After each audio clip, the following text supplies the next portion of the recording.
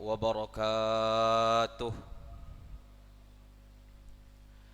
إن الحمد لله نحمده ونستعينه ونستغفره ونعوذ بالله من شرور أنفسنا ومن سيئات أعمالنا. من يهده الله فلا مضل له ومن يضلل فلا هادي له. أشهد أن لا إله إلا الله وحده لا شريك له، وأشهد أن سيدنا ونبينا محمدا عبده ورسوله لا نبي بعده. اللهم صل وسلم وبارك على سيدنا محمد مفتاح باب رحمة الله عدد ما في علم الله، صلاة وسلاما دائمين بدوام ملك الله وعلى آله وصحبه ومن والاه. سبحانك لا علم لنا إلا ما علمتنا إنك أنت العليم الحكيم. رب اشرح لي صدري ويسر لي أمري واحلل عقدة من لساني يفقه قولي. اللهم أخرجنا من ظلمات الوهم وأكرمنا بنور الفهم وافتح علينا بمعرفة العلم وسهل أخلاقنا بالحلم. اللهم اجعلنا من الذين يستمعون القول فيتبعون أحسنه. اللهم افتح علينا فتوح العارفين وهب لنا ما وهبته لعبادك الصالحين. ثم أما بعد. Alhamdulillah, puji syukur kita panjatkan kehadirat Allah Subhanahu wa taala yang pada malam hari ini memberikan nikmat taufik kepada kita semua untuk melaksanakan salat fardu maghrib berjamaah, untuk melangkahkan kaki dari tempat-tempat kita masing-masing menuju masjid ini untuk melaksanakan ibadah yang diperintahkan oleh Allah Subhanahu wa taala kepada kita. Mudah-mudahan salat maghrib berjamaah yang kita laksanakan, zikir bersama, doa-doa yang kita panjatkan diterima dan dikabulkan oleh Allah Subhanahu wa taala. Mudah-mudahan setiap langkah kaki yang kita langkahkan dari rumah-rumah kita masing-masing untuk menuju masjid ini tercatat sebagai pahala di sisi Allah Subhanahu wa taala yang kelak menjadi pemberat timbangan amal kita di sisi Allah Subhanahu wa taala. Mudah-mudahan setiap langkah kaki tersebut menjadi sebab derajat kita, kedudukan kita diangkat dan ditinggikan oleh Allah Subhanahu wa taala, dan juga menyebabkan dosa-dosa kita diampuni oleh Allah Subhanahu wa taala. Amin ya rabbal alamin. Kemudian setelah kita melaksanakan salat maghrib berjamaah, kita berzikir bersama, berdoa, bermunajat kepada Allah Subhanahu wa taala, dilanjutkan dengan bermajlis bersama-sama dengan niat i'tikaf di masjid ini dan juga dengan niat menunggu waktu salat isya untuk kita laksanakan secara berjamaah nantinya, di mana Nabi sallallahu alaihi wa ala alihi wa sahbihi wasallam pernah menawarkan kepada sahabat-sahabat beliau. Kata Rasulullah sallallahu alaihi wasallam, "Ala adullukum ala ma yamhullahu bihil khataya wa yarfa'u bihid darajat." Maukah kalian aku tunjuki satu amalan, satu perbuatan yang kalau kalian lakukan itu, kata Rasulullah sallallahu alaihi wasallam, dosa-dosa kalian diampuni oleh Allah Subhanahu wa taala, kesalahan-kesalahan kalian dihapuskan oleh Allah Subhanahu wa taala. Kemudian derajat kalian, kedudukan kalian diangkat dan ditinggikan oleh Allah Subhanahu wa taala. menyambut tawaran Nabi Muhammad sallallahu alaihi wasallam, para sahabat beliau bergegas mengatakan, menjawab tawaran Nabi Muhammad sallallahu alaihi wasallam. Kata mereka, bala ya Rasulullah, iya wahai Rasulullah, mau wahai Rasulullah. Lalu kata Rasulullah sallallahu alaihi wasallam, amalan itu dua diantaranya yang disebutkan oleh Nabi ada telu, ada tiga amalan yang dapat menyebabkan dosa diampuni, kemudian derajat ditinggikan. Dua di antara yang disebut oleh baginda Nabi Muhammad sallallahu alaihi wasallam, yang pertama kata beliau, kathratul khuta ilal masajid, banyak langkah menuju masjid. Dan kita berangkat dari tempat kita masing-masing, dari rumah kita masing-masing, melangkah menuju masjid ini, itu juga bagian dari amalan yang dikatakan oleh Nabi sallallahu alaihi wasallam dalam hadis tadi, dapat menyebabkan dosa-dosa seorang hamba diampuni oleh Allah dan kedudukannya, derajatnya diangkat, ditinggikan oleh Allah Subhanahu wa taala. Kemudian yang kedua kata Rasulullah sallallahu alaihi wasallam, atau yang ketiga dalam hadis ini, intidharus salati ba'da shalah, menunggu salat setelah selesai melaksanakan salat. Kita baru saja selesai melaksanakan salat maghrib, kemudian kita masih duduk-duduk di sini di samping i'tikaf, kemudian niat untuk bermajlis bertalabul ilmi, juga niat kita menunggu waktu salat isya, yang mana amalan ini dikatakan oleh Nabi sallallahu alaihi wasallam ketika beliau menawarkan kepada para sahabatnya tadi, dapat menyebabkan dosa-dosa dihapus dan diampuni oleh Allah, dan juga derajat seseorang diangkat, ditinggikan oleh Allah Subhanahu wa taala. Mudah-mudahan kita mendapatkan apa yang dijanjikan oleh Allah Subhanahu wa taala melalui lisan Nabi Muhammad sallallahu alaihi wasallam ini. Amin ya rabbal alamin.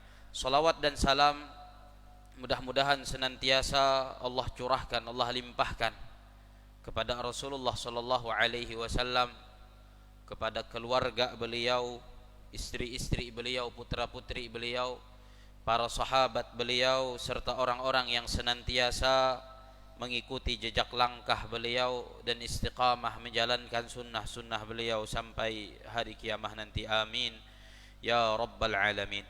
Jemaah salat maghrib yang mudah-mudahan kita semua dirahmati dan dimuliakan oleh Allah Subhanahu wa taala, melanjutkan kajian kita tentang dosa-dosa besar yang dikumpulkan oleh Al-Imam Abu Abdullah Muhammad bin Ahmad bin Uthman bin Qaymaz Al-Zahabi rahimahullahu ta'ala di dalam kitab yang beliau beri nama dengan Al-Kabair. Kita sampai pada dosa besar yang ke-16, atau masih dalam pembahasan dosa besar yang ke-16, yaitu kezaliman seorang pemimpin dan juga pengkhianatan seorang pemimpin terhadap rakyat. Beberapa pekan yang telah lalu kita menyebutkan banyak ayat dan juga hadis-hadis Nabi sallallahu alaihi wasallam yang dinukil oleh Al-Imam Az-Zahabi rahimahullahu taala, yang di dalamnya berisi ancaman-ancaman Allah dan juga ancaman-ancaman Nabi Muhammad sallallahu alaihi wasallam bagi para pemimpin yang berbuat zalim dalam kepemimpinannya, bagi para penguasa yang khianat terhadap rakyatnya. Al-Imam Az-Zahabi rahimahullahu taala masih dalam pembahasan dosa besar yang ke-16 yang berkaitan dengan kezaliman pemimpin ini, kemudian menyebutkan beberapa hadis yang isinya merupakan kabar gembira bagi para pemimpin kalau mereka bisa berbuat adil ketika memimpin. Jadi seorang pemimpin itu tidak melulu mendapatkan ancaman-ancaman dari Allah Subhanahu wa taala dan juga dari Nabi Muhammad sallallahu alaihi wasallam dalam nas-nas Al-Qur'an ataupun hadis, tapi juga kalau mereka mampu untuk adil dalam memimpin, mampu untuk berbuat adil ketika memimpin rakyatnya, maka juga akan diberi ganjaran yang besar oleh Allah Subhanahu wa taala. Di antaranya qala al-Imam adz-Dzahabi rahimahullahu taala wa nafa'ana bihi wa bi'ulumihi fid dharain amin. Wa qala sallallahu alaihi wasallam al-imamul 'adilu yudhilluhu Allahu fi dhillihi yawma la dhilla illa dhilluh. Kata al-Imam adz-Dzahabi rahimahullahu taala menukil sebuah hadis yang diriwayatkan oleh al-Imam al-Bukhari dan juga al-Imam Muslim dari sahabat Nabi yang mulia Sayyiduna Abu Hurairah radhiyallahu taala anhu, yang beliau nukil potongan hadis yang sebenarnya haditsatun lebih panjang dari apa yang disebutkan oleh al-Imam adz-Dzahabi. Cuman beliau langsung masuk ke poin, karena di dalam hadis itu Nabi sallallahu alaihi wasallam menyebutkan 7 golongan yang kelak pada hari kiamat akan mendapatkan naungan Allah Subhanahu wa taala, di mana saat itu tidak ada naungan kecuali hanya naungan yang diberikan oleh Allah Subhanahu wa taala. Nah, di antara yang disebut oleh Nabi sallallahu alaihi wasallam sebagaimana dinukil oleh al-Imam adz-Dzahabi ini adalah al-imamul adil, pemimpin yang adil. Adapun redaksi yang panjang dari hadis ini, kata Rasulullah sallallahu alaihi wa ala alihi wasallam, sab'atun yudhilluhumullahu fi dhillihi yawma la dhilla illa dhilluh. Ada 7 golongan yang akan mendapatkan naungan Allah di hari yang tidak ada naungan kecuali naungan Allah Subhanahu wa taala. Jadi pada hari kiamat ketika kita dikumpulkan oleh Allah Subhanahu wa taala di mauqif, di tempat perhentian itu, kita akan merasakan panas yang luar biasa. Disebutkan dalam riwayat bahwasanya matahari itu 1 jengkal di atas kepala setiap orang dari kita. Bayangkan, ije gawang si yun tukulu kita nang masih tejau si wang dunia atun dari tukulu kita. Kalau lagi panas luar biasa panasnya. Apalagi kalau seandainya si mauqif kare, si perhentian di mana kita dikumpulkan oleh Allah Subhanahu wa taala di situ, dan matahari di atas kepala kita 1 jengkal. Kehampia belasuya kehampia kepanasa. Panas luar biasa. Dan ada orang-orang tertentu pada hari itu yang diberi naungan oleh Allah Subhanahu wa taala, dimuliakan oleh Allah dengan mendapatkan naungan Allah Subhanahu wa taala. Di mana tidak ada naungan kecuali yang diberi oleh Allah Subhanahu wa taala, kecuali naungan Allah Subhanahu wa taala. Sebagian ulama hadis menyebutkan bahwa naungan itu adalah naungan arasy-Nya Allah Subhanahu wa taala.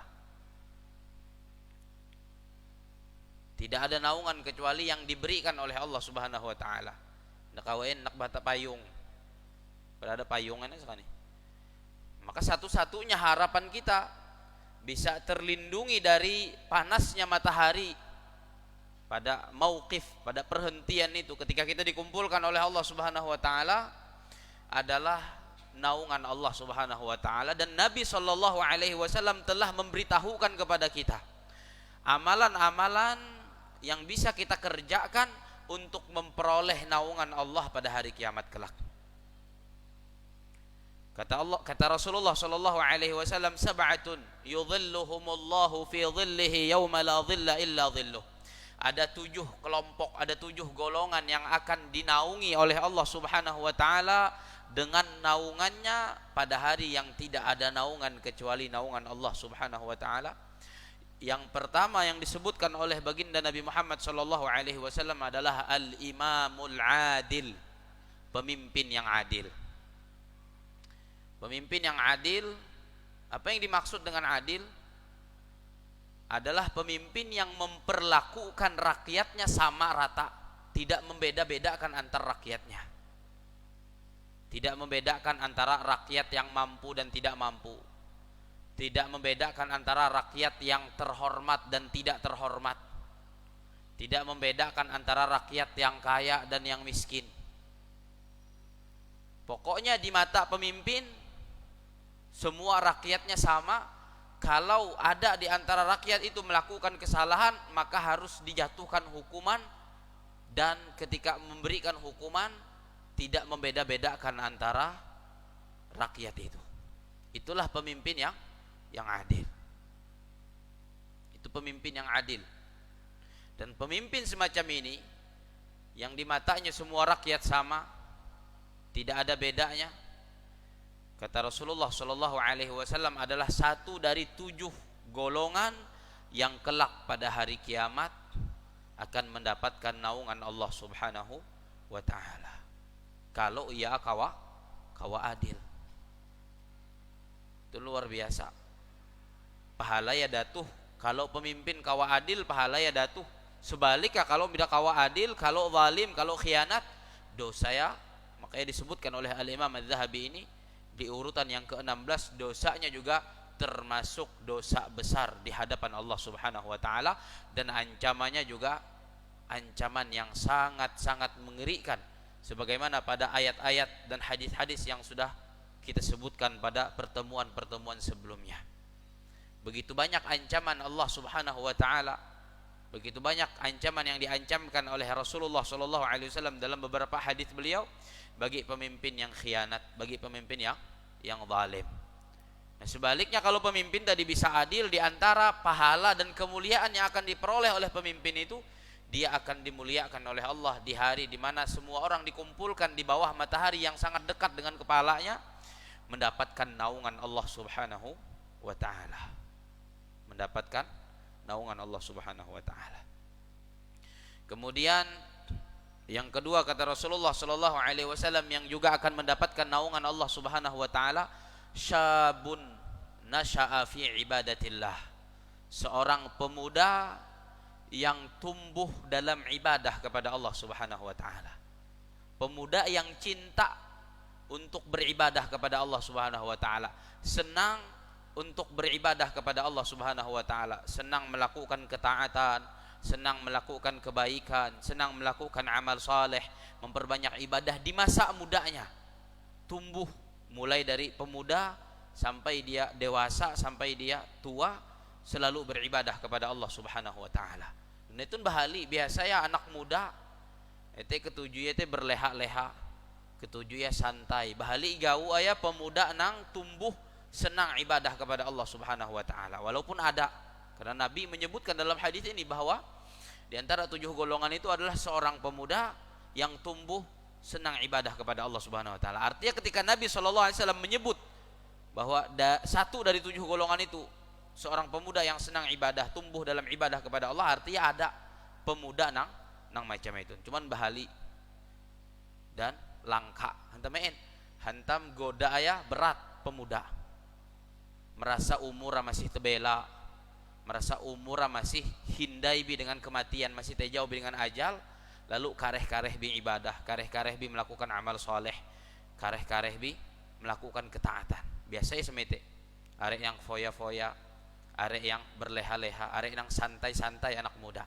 Nah, kalau ada anak muda yang kesenangannya adalah ibadah kepada Allah, yang kegemarannya adalah melakukan kebaikan, amal saleh dan ketaatan kepada Allah Subhanahu wa Ta'ala, tumbuh dalam ibadah kepada Allah, maka ini adalah satu dari 7 kelompok, 7 golongan yang kelak akan mendapatkan naungan Allah Subhanahu wa Ta'ala. Kemudian yang ketiga, kata Rasulullah sallallahu alaihi wasallam, wa rajulun qalbuhu mu'allaqun bil masajid, seseorang yang hatinya terpaut dengan masjid, senang ke masjid, melaksanakan sholat fardu secara berjamaah di masjid. Ini termasuk satu dari 7 golongan yang akan mendapatkan naungan Allah Subhanahu wa Ta'ala. Sekurang-kurangnya, kata para ulama, seseorang yang masuk kategori yang disebutkan oleh Nabi Shallallahu Alaihi Wasallam dalam hadis ini, rajulun qalbuhu mu'allaqun bil masajid, seseorang yang hatinya selalu terpaut dengan masjid, adalah orang yang menjaga sholat fardunya secara berjamaah di masjid. Sekurang-kurangnya itu termasuk seseorang yang hatinya terpaut dengan masjid. Dan ini juga mendapatkan naungan Allah Subhanahu wa Ta'ala di hari yang tidak ada naungan kecuali naungan Allah Subhanahu wa taala. Kemudian yang keempat kata Rasulullah sallallahu alaihi wasallam, rajulani tahabba fillah ijtama'a alaihi waftaraqa alaihi. Dua orang laki-laki yang saling mencintai. Seorang laki-laki mencintai seorang laki-laki, dan dua orang ini saling mencintai karena Allah Subhanahu wa taala, bukan karena dunia, bukan karena harta, bukan karena jabatan, bukan karena hal-hal lainnya yang sifatnya duniawi, tapi saling mencintai itu karena Allah Subhanahu wa taala, di jalan Allah Subhanahu wa taala, berkumpul karena Allah, berpisah karena Allah Subhanahu wa taala. Kan biasa ada seseorang yang melihat orang lain akhlaknya bagus, orangnya baik, selalu senyum, kemudian ibadahnya bagus, selalu taat kepada Allah Subhanahu wa taala, berusaha untuk meninggalkan maksiat kepada Allah.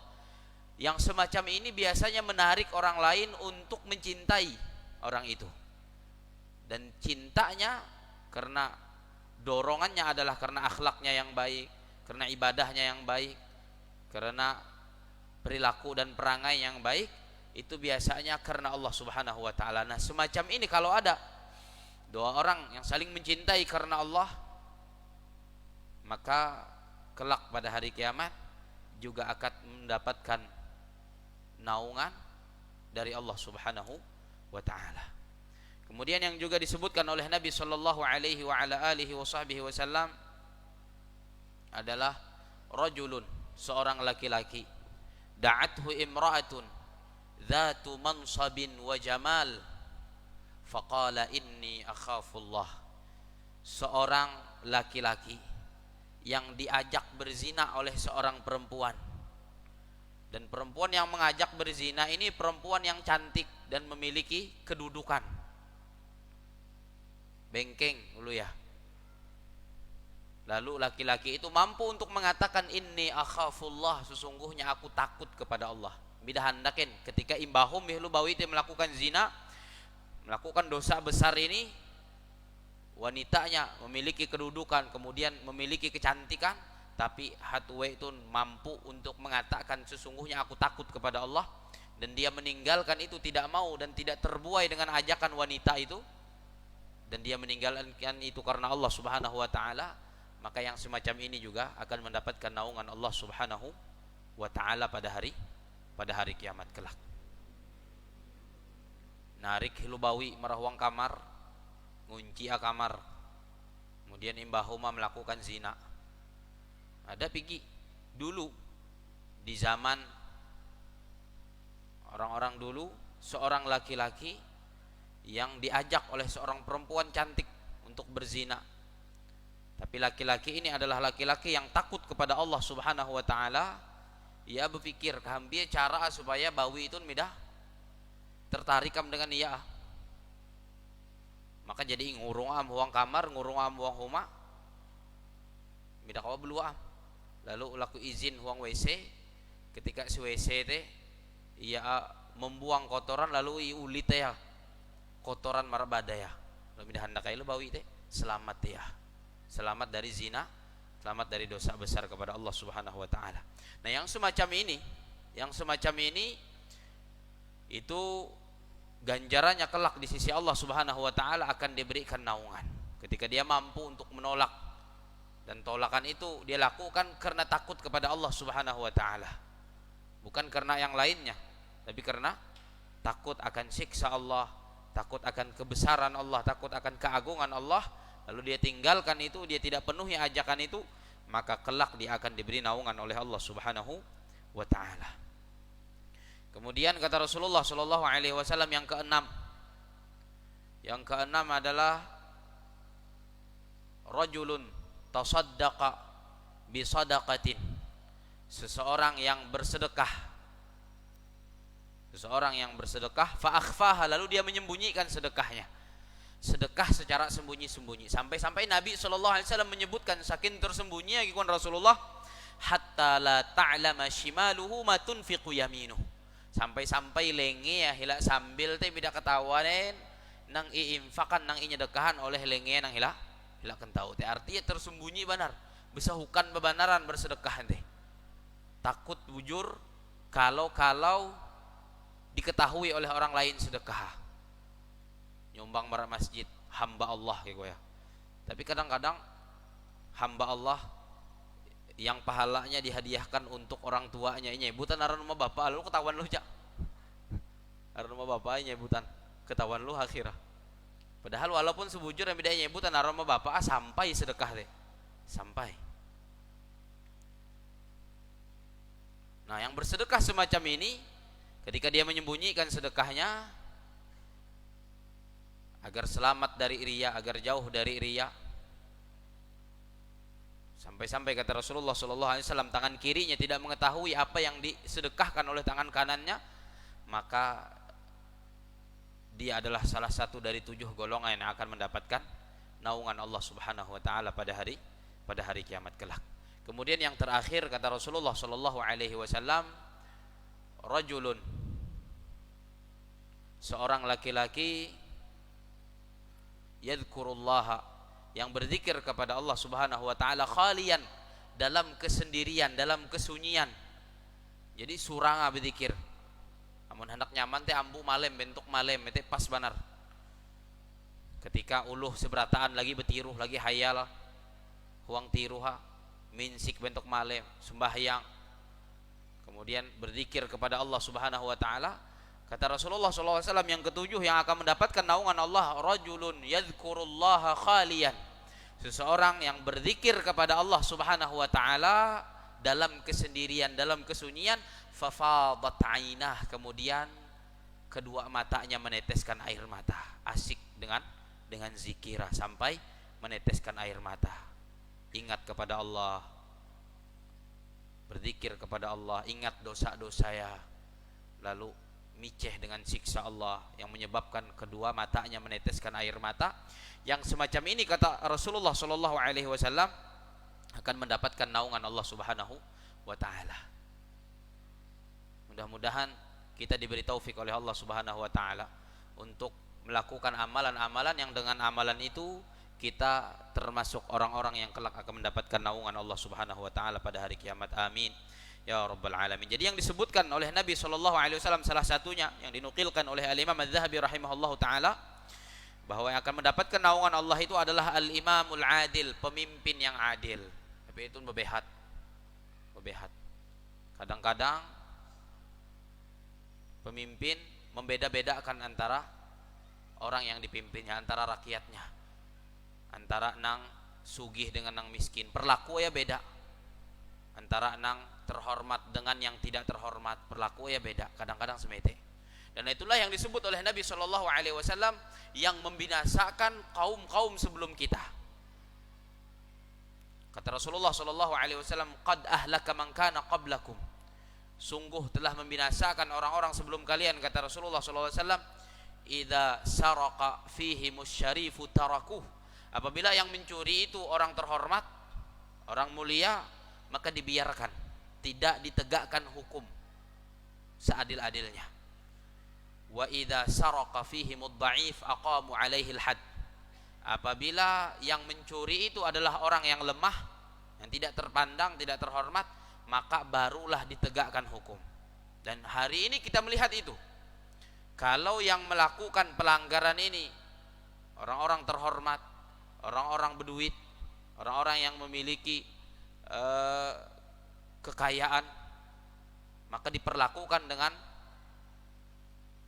perlakuan yang berbeda dengan kalau yang melakukan kesalahan itu rakyat biasa yang tidak terpandang, yang tidak memiliki kekayaan, diperlakukan dengan berbeda. Nah ini bahaya.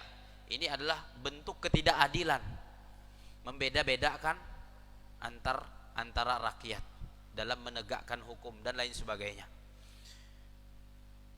Ini disebut oleh Nabi tadi, inilah yang menyebabkan kaum-kaum terdahulu, umat-umat terdahulu itu dibinasakan oleh Allah Subhanahu wa taala. Mereka dibinasakan di dunia sebelum di akhirat. Makanya kita ketika mendengar cerita di dalam Al-Quran, kisah-kisah kaum terdahulu, kaum nabi-nabi, Nabi Saleh, Nabi Hud, dan nabi-nabi lainnya, Nabi Syuaib dan nabi-nabi yang lainnya, mereka terlebih dahulu disiksa oleh Allah Subhanahu wa taala di dunia, diberikan hukuman oleh Allah Subhanahu wa taala di dunia, dibinasakan oleh Allah Subhanahu wa taala di dunia sebelum dibinasakan lagi oleh Allah Subhanahu wa taala di akhirat kelak. Berat. Nabi menyebutnya binasanya orang-orang sebelum kita itu karena ketidakadilan dalam menegakkan hukum, membeda-bedakan antar rakyat, membeda-bedakan antar orang-orang yang dipimpin. Wa qala sallallahu alaihi wasallam. Jadi di antara keutamaan yang diperoleh oleh seorang pemimpin kalau dia mampu untuk berbuat adil, mendapatkan naungan Allah sebagaimana yang tadi disebutkan oleh Nabi sallallahu alaihi wasallam dalam hadis yang dinukil oleh Al-Imam Az-Zahabi. Kemudian kemuliaan berikutnya yang akan diperoleh oleh seorang pemimpin kalau dia mampu berbuat adil. Apa kata Rasulullah sallallahu alaihi wasallam? Wa qala sallallahu alaihi wasallam. Rasulullah sallallahu alaihi wasallam bersabda, "Al-muqsitun ala manabira min nurin." Orang-orang yang adil, pemimpin-pemimpin yang adil, kata Nabi Muhammad sallallahu alaihi wasallam, pada hari kiamat nanti akan ditempatkan di atas mimbar-mimbar dari cahaya, mimbar yang terbuat dari cahaya. Ini bentuk bagaimana Allah memuliakan pemimpin yang adil. Dibuatkan oleh Allah Subhanahu wa taala mimbar dari cahaya, kemudian pemimpin yang bisa berlaku adil ketika dia memimpin di dunia itu, Allah Subhanahu wa taala letakkan di mimbar dari cahaya itu, Allah tempatkan di atas mimbar dari cahaya. Ini pemahaman pertama dari hadis ini. Jadi memang benar-benar mimbar yang sebenar-benarnya. Dan mimbar itu terbuat dari cahaya, dan pemimpin yang bisa berbuat adil ketika memimpin, Allah tempatkan dia di atas mimbar dari cahaya itu pada hari kiamat nanti. Yang kedua, kata para ulama hadis yang disebutkan oleh Al-Imam Ibnu Hajar Al-Asqalani rahimahullahu taala dalam kitab beliau Fathul Bari ketika mensyarah hadis ini, yang dimaksud oleh Nabi sallallahu alaihi wasallam al-muqsituna ala manabira min nur, pemimpin-pemimpin yang adil, orang-orang yang adil itu di atas mimbar dari cahaya, maksudnya adalah mereka-mereka yang menjadi pemimpin lalu mereka mampu untuk berlaku adil ketika memimpin, kedudukan mereka sangat tinggi di sisi Allah pada hari kiamat kelak. Diibaratkan oleh Nabi, mereka itu di atas mimbar-mimbar yang terbuat dari cahaya. Bukan berarti di atas mimbar dari cahaya, akan tetapi ini adalah sebuah ungkapan Nabi ingin memberitahu bahwa kedudukan mereka di sisi Allah sangat tinggi. Kedudukan mereka diangkat oleh Allah Subhanahu wa taala, diumpamakan dengan mimbar dari cahaya. Kan mimbar, orang yang naik ke atas mimbar dia lebih tinggi daripada orang yang berada di bawah mimbar itu. Makanya sebagian ulama hadis menafsirkan hadis ini, maksudnya adalah Nabi ingin beritahu bahwa pemimpin-pemimpin yang adil tempatnya kelak di surga, kedudukannya kelak di sisi Allah tinggi dan diangkat oleh Allah Subhanahu wa taala. Jadi ada dua pemahaman dari hadis ini. Yang pertama tadi tetap secara zahir hadis bahwa benar Allah akan menciptakan mimbar dari cahaya pada hari kiamat, yang itu nanti akan ditempati, akan dinaiki oleh para pemimpin yang adil. Al-muqsitun itu pemimpin-pemimpin yang adil di atas mimbar-mimbar dari cahaya. Alladzina ya'diluna fi hukmihim. Kemudian diperjelas lagi oleh Nabi sallallahu alaihi wasallam, yang dimaksud dengan al-muqsitun itu adalah orang-orang yang adil dalam kepemimpinannya. Wa ahlihim, adil juga ketika dia menjadi pemimpin dalam keluarga. Bisa berlaku adil dalam keluarga ketika menjadi pemimpin dalam keluarga. Wa ma wullu, dan berlaku adil terhadap orang-orang yang dipimpinnya, rakyatnya, orang-orang yang dipimpinnya, tidak membeda-bedakan antara mereka. Walamma ba'atha Rasulullah sallallahu alaihi wasallam Mu'adzan radhiyallahu anhu ila al-Yaman qala, ketika Rasulullah sallallahu alaihi wasallam mengutus Sayyidina Mu'adz bin Jabal ke negeri Yaman. Jadi Rasulullah Shallallahu Alaihi Wasallam pergi mengirim beberapa sahabat beliau marak Yaman. Salah satu di antara beberapa sahabat yang pernah dikirim oleh Nabi Shallallahu Alaihi Wasallam ke negeri Yaman untuk mendakwahkan Islam itu adalah Sayyidina Mu'adz bin Jabal. Itu di penghujung kehidupan Rasulullah Shallallahu Alaihi Wasallam. Beberapa bulan sebelum beliau wafat, beliau mengutus Sayyidina Mu'adz untuk berdakwah ke negeri Yaman. Di antara pesan Rasulullah Shallallahu Alaihi Wasallam ketika mengutus Sayyidina Mu'adz ke negeri Yaman ini untuk berdakwah, kata Rasulullah Shallallahu Alaihi Wasallam, ya Mu'adz, wahai Mu'adz, innaka ta'ti qauman ahla kitab. Sesungguhnya engkau akan mendatangi suatu kaum yang mereka itu termasuk ahlul kitab. Ahlul kitab adalah orang-orang terdahulu yang diberikan kitab oleh Allah Subhanahu wa taala, atau orang-orang Nasrani dan orang-orang Yahudi. Itu adalah ahlul kitab. Ahlul kitab. Adapun mereka-mereka yang menyembah berhala, menyembah patung, itu disebut di dalam Al-Qur'an al-musyrikin, orang-orang musyrik. Kalau Allah menyebut ahlul kitab, maka yang dimaksud oleh Allah dalam Al-Qur'an itu, dan juga disebut oleh Nabi SAW dalam hadis-hadis beliau, yang dimaksud oleh beliau adalah orang-orang Nasrani dan orang-orang Yahudi. Nah, kebetulan di zaman Nabi Shallallahu Alaihi Wasallam yang banyak di Yaman itu adalah orang-orang Nasrani. Makanya kita pernah mendengar Abrahah. Abrahah adalah seorang tangan kanan Raja Najasyi di negeri Yaman.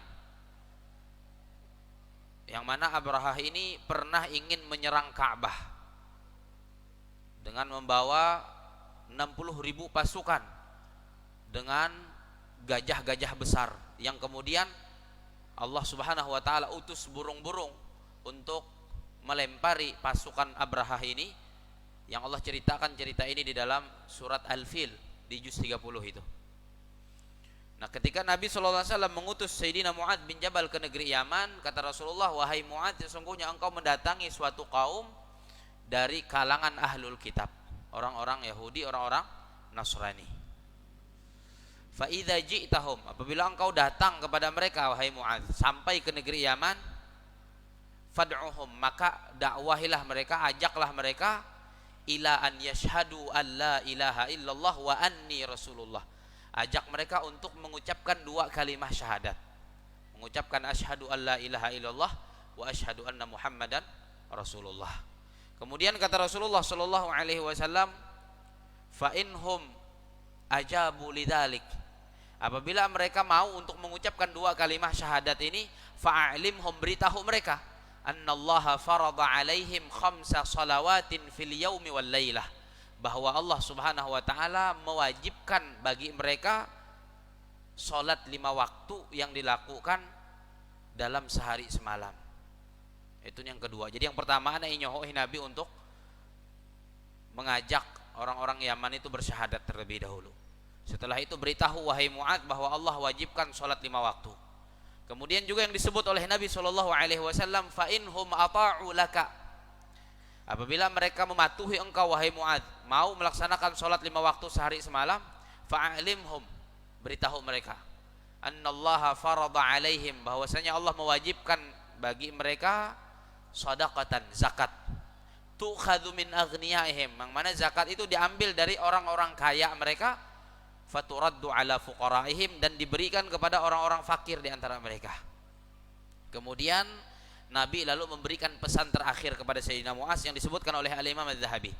Di sini disebut potongan hadis oleh Al-Imam Adz-Dzahabi, kata Rasulullah sallallahu alaihi wasallam, di antara pesan beliau kepada Sayyidina Mu'adz ketika diutus ke Yaman itu, setelah menyebutkan kewajiban zakat tadi, kata Rasulullah sallallahu alaihi wasallam, iyyaka wa karaima amwalihim, jauhi olehmu wahai Mu'adz mengambil harta-harta mereka yang bagus-bagus. Jadi zakat itu, karena bihin kan diantara yang juga disuruh oleh Nabi SAW untuk mengambil zakat Sayyidina Mu'adz ketika beliau diutus ke Yaman. Nah, diantara harta yang wajib dizakati oleh orang-orang Yaman itu adalah binatang-binatang ternak. Jadi binatang ternak tuh ada yang bagus, ada yang sedang, ada yang mida bagus lalu ada nang cacat are. Nah, dalam mengeluarkan zakat ini Rasul sallallahu alaihi wasallam memerintahkan Sayyidina Muadz untuk mengambil harta zakat yang pertengahan. Mida nang terlalu bagus banar. Kenapa? Karena dikhawatirkan menyebabkan orang yang mengeluarkan zakat itu berat hati mengeluarkan zakat. Hentemen maka nang induan nang bagus-bagus sama gikuan nang empun harta. Lalu itu menyebabkan orang benci dengan syariat Islam. Makanya dipesankan oleh Nabi sallallahu alaihi wasallam kepada Sayyidina Muadz, ikhwan Rasulullah, iyyaka wa karaima amwalihim. Jauhi olehmu wahai Muadz mengambil harta-harta mereka yang bagus-bagus. Artinya yang akan zakat tuh yang sedang-sedang bi. Amun nang buruk sama sekali, nang mida bagus sama sekali, elak ca iluan akan zakat. Tapi nang menduan zakat tuh ikhwan Rasulullah elak ca menduan nang bagus sama sekali, induan nang benteng-benteng, induan nang pertengahan-pertengahan. Dan elak menduan nang bagus-bagus. Ya teman, khawatir nang empun harta tuh merasa berat dan kemudian menjauhi syariat Islam. Itu yang dikhawatirkan oleh Nabi sallallahu alaihi wasallam. Makanya dipesankan oleh beliau kepada Sayyidina Muadz bin Jabal, apabila mengambil harta zakat, ambil yang pertengahan, ambil yang sedang, yang tidak terlalu bagus, yang tidak terlalu mahal, tapi ambil yang pertengahan. Kemudian Rasulullah sallallahu alaihi wasallam berpesan kepada Sayyidina Muadz bin Jabal, ikhwan beliau, wattaqi da'watal mazlum. Takutlah wahai Muadz terhadap doa orang yang terzalimi. Teman, hantam kalau mengambil nang bagus-bagus, tahu kalau menduan nang bagus-bagus, ete nyebut Nabi bagian dari kezaliman. Lalu Rasulullah berpesan kepada Sayyidina Muadz, takutlah engkau wahai Muadz terhadap doa orang yang terzalimi. Sebuah hadis lain Nabi sallallahu alaihi wasallam pergi menyebutkan kikuan Rasulullah 3 doa yang tidak pernah ditolak oleh Allah Subhanahu wa taala. Salah satunya adalah doanya orang yang teraniaya, doa orang yang terzalimi. Makanya pesan Rasulullah kepada Sayyidina Muadz, kata Rasulullah, wahai Muadz, takutlah terhadap doa orang yang terzalimi. Hati-hati. Maksud Nabi apa? Jangan menzalimi orang. Bukan berarti hanya takut terhadap doanya, tapi tetap menzalimi orang. Bukan. Nabi SAW ingin beri pesan kepada Sayyidina Muadz, jangan sekali-kali menzalimi orang lain. Kenapa? Karena orang yang dizalimi itu doanya laisa bainaha wa bainallahi hijab.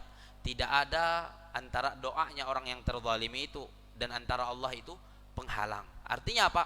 Bahwa doa orang yang terzalimi, doa orang yang teraniaya itu cepat sekali dikabulkan oleh Allah Subhanahu wa taala, cepat sekali diijabah oleh Allah Subhanahu wa taala. Maka perlu hati-hati, kata Rasulullah sallallahu alaihi wasallam. Nah, kita ketika mendengarkan sabda Nabi sallallahu alaihi wasallam yang beliau pesankan kepada Sayyidina Muadz, takutlah terhadap doa orang yang terzalimi, maksudnya bukan hanya menakuti doanya, tapi jangan berbuat zalim kepada orang lain.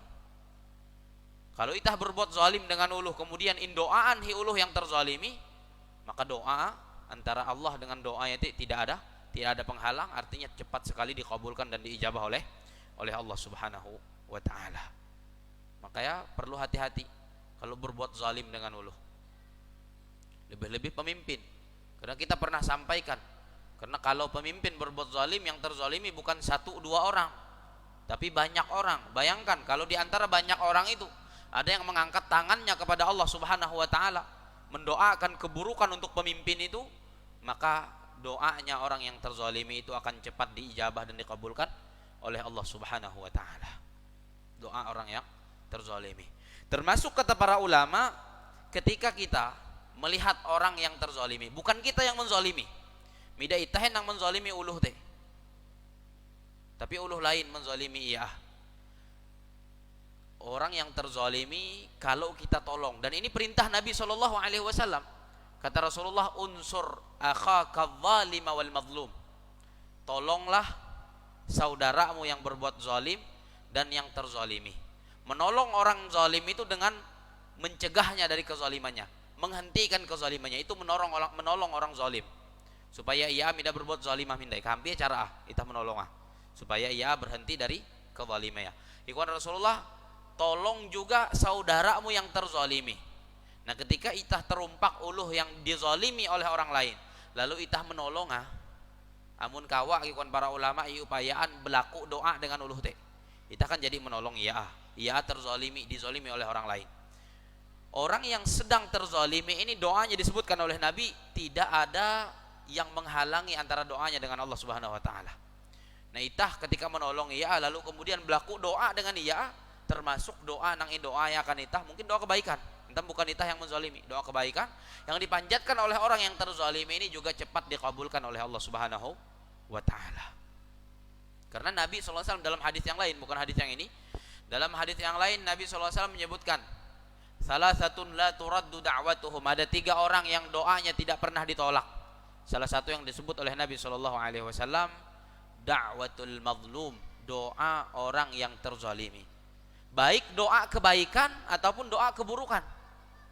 Kalau orang yang terzalimi ini mendoakan keburukan untuk orang-orang yang menzalimi dirinya, cepat dikabulkan oleh Allah Subhanahu wa taala. Atau si yang terzalimi ini mendoakan kebaikan untuk orang yang menolong dirinya, juga cepat dikabulkan oleh Allah Subhanahu wa taala. Jadi kalau ada uluh terzalimi, ia butuh pertolongan, kalau kita kawa menolong ai nolong, kemudian kita berlaku doa dengan ia, teman, itu salah satu orang yang doanya tidak pernah ditolak oleh Allah Subhanahu wa taala.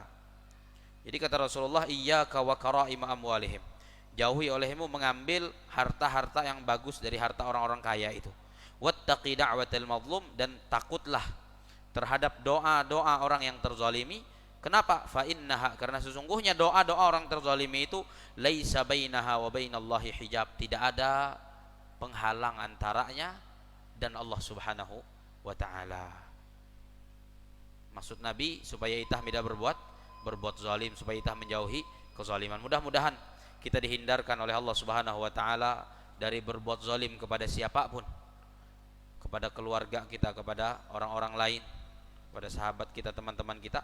Mudah-mudahan kita dijauhkan dari dosa besar kezaliman ini dan selalu diberi taufik untuk senantiasa melakukan kebaikan-kebaikan. Amin ya rabbal alamin. Subhanakallahumma wa bihamdika asyhadu an la ilaha illa anta astaghfiruka wa atubu ilaik.